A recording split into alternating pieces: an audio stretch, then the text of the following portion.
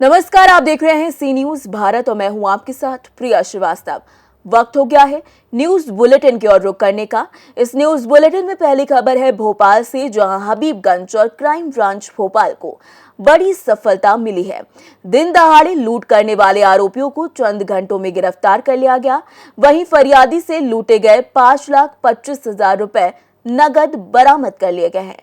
इस पूरे मामले पर पुलिस अधिकारी ने क्या कुछ कहा, आइए आपको सुनाते हैं। कल हबीबगंज थाना क्षेत्र में एक गंभीर घटना हुई थी, जिसमें खासतौर पे उस एयू बैंक से, जो कि हबीबगंज थाना क्षेत्र में स्थित है, वहाँ से पैसे निकाल के लाने के बाद एक फरियादी के साथ उसमें लूटपाट की घटना हुई। खासतौर पे बैंक से निकलने के बाद जब वो स्कूटर से पैसे लेकर के वो व्यक्ति वहाँ से जा रहा था, और उसके कुछ ही देर बाद दो ऐसे युवक जो उसके पीछे पीछे चल रहे थे, लेकिन दो अज्ञात युवक उस समय अज्ञात थे, उनके द्वारा आकर के उसके स्कूटर को टक्कर मारी गई, उसको तो पैसे लूट लिए गए। घटना बड़ी महत्वपूर्ण थी और बैंक की सुरक्षा संबंधित एक परसों बड़ी महत्वपूर्ण बैठक भी ली गई थी। उसमें बैंक से जुड़े सारे मुद्दों पर इस तरह की बात की गई थी। तो पुलिस के लिए एक बड़ी चुनौती थी कि इस तरह के मामले को तत्काल निकाला जाए। पुलिस की टीम, जिसमें डीसीपी जोन 1 प्रियंका शुक्ला, वहाँ पे खासतौर पे एडिशनल डीसीपी जोन 1 एसीपी मयूर, और साथ ही साथ डीसीपी क्राइम अखिल पटेल के साथ साथ शैलेंद्र और मुख्तार कुरैशी, खासतौर पे पूरी थाना हबीबगंज की पूरी टीम ने बेहतर ढंग से समन्वय से काम शुरू किया, और कुछ घंटों के अंदर इसमें उस व्यक्ति की, संदिग्ध व्यक्ति की पहचान कर ली गई, जिसका इस पूरे मामले में हाथ हो सकता था। इसमें एक वैसे व्यक्ति की पहचान हुई जो शुरू से साथ में था, और उसको पूरे घटनाक्रम की और पैसे निकालने की पूरी गहरे ढंग से जानकारी थी। भोपाल से सी न्यूज संवाददाता राकेश दिवानिया की रिपोर्ट। वहीं इस बुलेटिन में अगली खबर की ओर रुख करेंगे, जहां जम्मू कश्मीर जोड़िया के हर्ष नागोत्रा, जो 11 जून को मोटर बाइक लेकर घर से निकला था, जो शाम तक घर वापस नहीं लौटा और सुबह से घर परिवार वाले उसे ढूंढते हुए नजर आए, तो चिनाब किनारे मोटरसाइकिल उसकी मिली और 13 जून को सियालकोट पाकिस्तान की नहर में बहता हुआ शव मिला था, जिसके गले में पहचान पत्र था। उसी आधार पर हर्ष नागोत्रा की पहचान हुई। उधर पाकिस्तान द्वारा पोस्टमार्टम कराकर शव को दफना दिया जाता, मगर पीड़ित परिवार ने विनोद शर्मा के माध्यम से प्रेस कोर काउंसिल संगठन के राष्ट्रीय संरक्षक इंदु भूषण बाली को पूरे मामले से अवगत कराया, तो संरक्षक ने राष्ट्रपति और विदेश मंत्रालय को लेटर लिखा और हाईकोर्ट जनहित याचिका दायर कर हर्ष नागोत्रा के शव को भारत लाने की मांग रखी। धीरे धीरे समय बीतता गया और मीडिया संगठनों में भी बढ़ चढ़कर जिम्मेदारी निभाते हुए वो लोग नजर आए, और 1.5 महीने बाद नतीजा ये हुआ कि 27 जुलाई को शाम 6:30 बजे पाकिस्तानी रेंजरों के द्वारा सुचेतगढ़ बॉर्डर पर भारतीय सेना बीएसएफ के जवानों को नागोत्रा के शव को सौंप दिया गया। शव को पाते ही परिवार में कोहराम मचा हुआ है। इसका जो पूर्णता संज्ञान लिया, मैं भारतीय सेना का हार्दिक धन्यवाद करता हूं, उसके साथ साथ बीएसएफ का, और ख़ासकर हमारे एमपी साहब का, जिन्होंने हमारा प्रार्थना पत्र जो है वो विदेश मंत्रालय में जाके दिया, और फिर प्रेस क्लब को, कोर क्लब का, जिन्होंने आईपीएल लगा के, तो वहाँ से भी एक कोर्ट ने भी जो आदेश जो विदेश मंत्रालय को दिया, उन सब का जो आज नतीजा निकला है, मैं सारे क्षेत्र के लोगों की तरफ से सबका जो है वो धन्यवाद करता हूँ। बहुत दुख की घड़ी है ये, जो जख्म हर्ष के परिवार को मिला है, इसकी हम कोई भी जो भरपाई नहीं हो सकती है, लेकिन उसका अंतिम संस्कार हम सनातन के अनुसार करके कम से कम उसके परिवार को और हर्ष की आत्मा को शांति प्रदान कर सकते हैं। बस यही कहूँगा कि सबका फिस्ता बड़ी मेरे बच्चे दसिया सियालकोट का बंदा और मीडिया का जिन्हें मेरा पूरा साथ दिता, और मेरे टोन का मेरे अगे पिछे जिन्ने लोग हैं सारे मेरा साथ दिता। अगर अज मेरा बच्चा है, सारे मेहनत सारे लोग कन्ने कर रहे 24 घंटे हर वेले, हर बंदे साथ है। मैं सारे का शुक्रिया अदा करना, आर्मी का सारे मदद करना, आर्मी हर वेले अज कल करी करी मेरा बच्चा अज कर लिया। और तुंदा मीडिया है मता शुक्रिया, तुसीं मेरी गल हर जगह पहुँचाई है, हर जगह पहुँचाई। प्रेस कोर काउंसिल की ओर से सभी देशवासियों को हार्दिक बधाई एवं शुभकामनाएं। आप लोगों को बता दें कि जम्मू कश्मीर के जोड़िया से हर्ष नागोत्रा 11 जून को लापता हुए थे, जो एक चनावे नदी है उससे बहकर जो है पाकिस्तान पहुंच गए थे।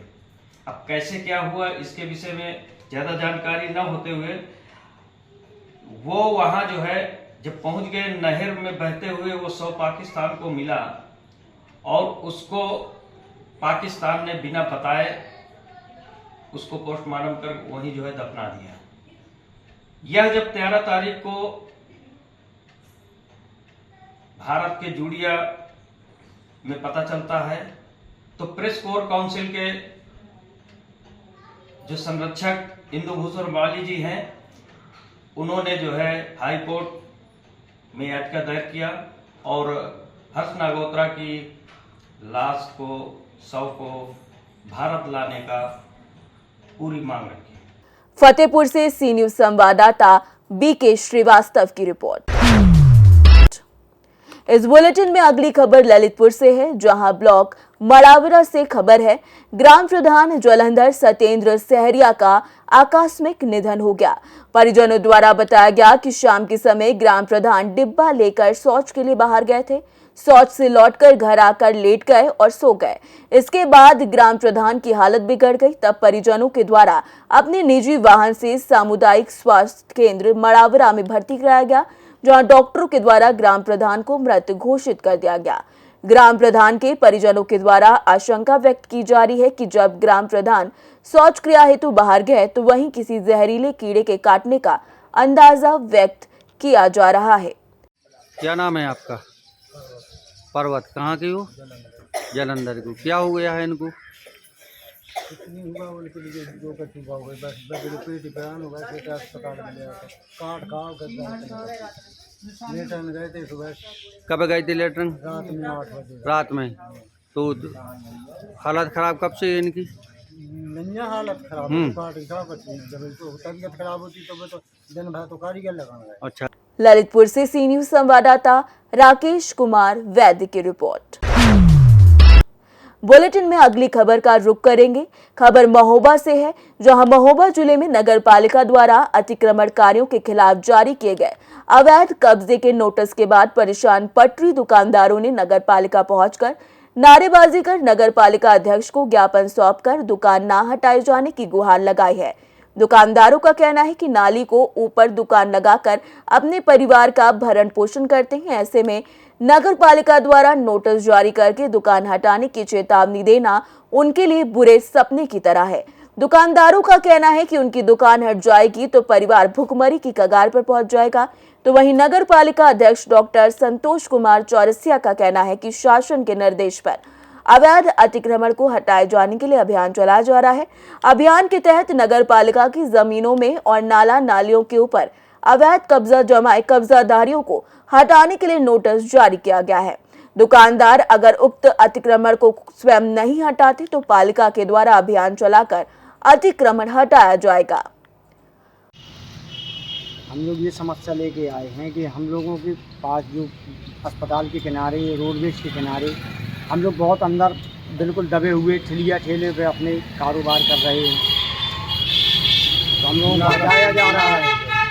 और पूरे एरिए में जो तहसील चौराहे में लगी हैं या और भी जगह लगी हुई हैं दुकानें, वहाँ कोई अतिक्रमण नहीं हो रहा, सिर्फ हम ही लोगों से अतिक्रमण हो रहा है। तो हर साल सताया जाता है, हर 2-3 महीने में सताया जाता है। हम लोग भी गरीब आदमी हैं, बच्चे हैं हम लोगों के, कहाँ लेके जाएँ, क्या करें? अब ठेलिया ठेलों पर गुजर बसर नहीं करेंगे तो काहे में करेंगे? रोडवेज के अस्पताल की पट्टी के नाले के ऊपर बैठे हुए हैं हम लोग, ठेलियों में लगाए हुए हैं। नोटिस नगर पालिका से ही आया है। हम लोग नगर पालिका आए हुए हैं, डीएम साहब के पास भी गए थे, उनका कहना है भाई हमें तो इस बात की जानकारी नहीं है। अतिक्रमण वाकई जनता को भी परेशानी होती है और शासनादेश हम लोगों के ऊपर आया हुआ है कि अतिक्रमण फौरन हटाया जाए और नालों के ऊपर जो रख लेते हैं तो हमें नाला सफाई कराने में भी दिक्कत आती है। इस वजह से जल भराव ये तमाम बीमारियों का भी वो होता है। व्यवहार में हम उसका नाला साफ नहीं करा पाते, वो दुकान नहीं हटती है और शासन का आदेश है, हमें इसको पालन करना पड़ेगा। हमने उनको बता दिया है कि 2-4 दिन के अंदर अपने आप उठा लें, अन्यथा हम विभागीय कार्रवाई पर जानते हो कि क्या होती है, उठा लेंगे, उनका दुकानदारी का नुकसान होगा, डिब्बा टूटेगा, ये होगा वो होगा। इसमें अच्छा है कि हमारी जनमानस है, वो हमारी पब्लिक है, हमारी सहयोगी हैं, इसलिए हमें मजबूरी है। ये सब पूरी महोबा की मेन रोड की सुभाष चौकी से लेकर परमानंद चौराहे सब सारे दुकानदारों को नोटिस बनवाए गए हैं। भेज दे नोटिस की दुकान हटाओ तो हमारी दुकान कम से कम रोड खिलगा लगाती है तो हमारी कोई परेशानी रोड के नीचे नहीं, रोड के ऊपर है। अब बताओ बच्चे नहीं खबाती, जैसे बुढ़ा बुढ़िया हैं तो क्या करें, कुछ न कुछ तो हैं हम कैसे करवाए रोड नहीं गुटका गुटकी नगर पालिका में आई, नगर पालिका वाले दे गए कि हटा दी दुकान। महोबा से सी न्यूज संवाददाता राहुल कश्यप की रिपोर्ट। वहीं वक्त हो गया है बुलेटिन की आखिरी खबर की ओर रुख करने का।